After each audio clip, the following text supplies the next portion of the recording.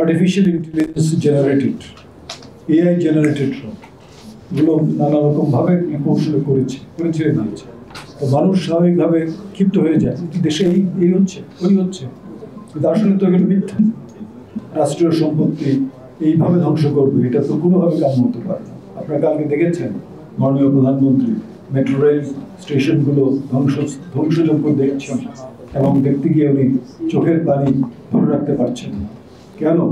কারণ তিনি যে অক্লান্ত পরিশ্রম করে নানা প্রচেষ্টার মাধ্যমে আধুনিক প্রকল্পগুলো সম্পন্ন করেছেন, সেগুলো চোখের সামনে ধ্বংস, এটা তো ওনার পক্ষে দেখা সম্ভব, সহ্য করা সম্ভব না।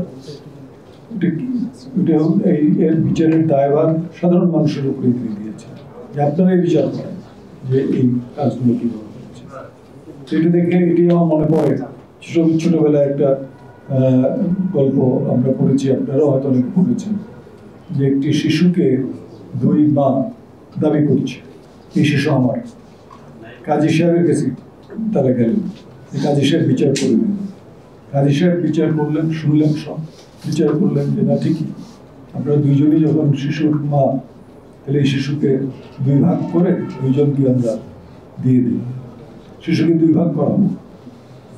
তখন যে প্রকৃত মা আর যে নকল মা বোঝা গেল, নকল মা আর কোনো কথা বলছে না, খুশি যে ছেলেটা তো মারা যাচ্ছে, এটা নিয়েই তো আমাদের খুশি হচ্ছে। আর যিনি প্রকৃত মা, তিনি কাঁদতে কাঁদতে বললেন যে কাজী সাহেব, শিশুটিকে মারার দরকার নেই, তাকেই দিয়ে দেন। বুঝতে পারছি এই ছোট ছোট গল্পের মধ্যে কিন্তু অনেক কিছু ধর্ষণ লুকিয়ে আছে।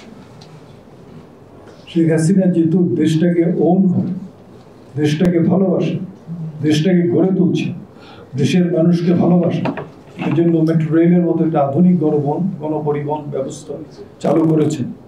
সেগুলোর এই ধ্বংসযজ্ঞ দেখে তিনি আর চোখের পানি রাখতে পারছেন না, অশ্রু সংবরণ করতে পারছেন না, অশ্রু বিসর্জন দিচ্ছেন। আর অন্য পক্ষে যারা, তারা বিপুল উৎসাহে এগুলো ভাঙচুর করেছে, এবং এখন আবার সরকারের উপরে দোষ চাপানো, তাদের দায়িত্ব অন্যের উপরে চাপানো, এই কাজগুলো করছে। ওই যে প্রকৃত মা নয়, যে নকল মা, যেহেতু খুশি হয় এই দেশে ধ্বংসযজ্ঞ দেখে একটা গোষ্ঠী খুবই খুশি। অপপ্রচার, গুজব রটানো, এই যে কাজগুলো হচ্ছে, এগুলো আমরা দেখছি।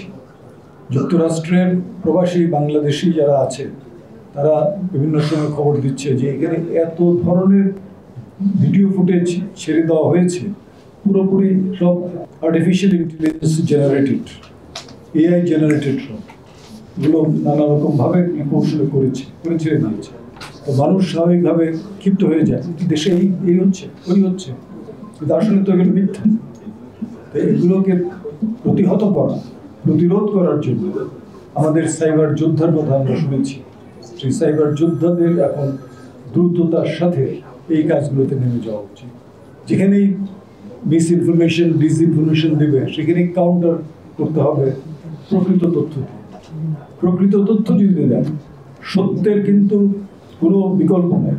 সত্য যখন আপনি প্রকাশ করবেন, মানুষ আজকে যদি হঠাৎ করে নাও মানতে চায়, কালকে সে মানতে বাধ্য হবে।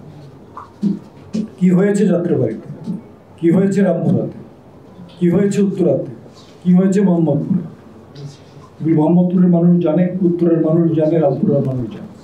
আপনি সত্য ঘটনাগুলি যদি তুলে ধরেন, ওই স্ব এলাকার লোকজনই তখন সাক্ষ্য দেবে যে সরকারের যে পক্ষ থেকে যে প্রচারগুলো হচ্ছে, এগুলো সত্য প্রচার। কিন্তু আমরা এই সত্য প্রচার করতে গিয়ে নানাভাবে মিথ্যার সম্মুখীন হব।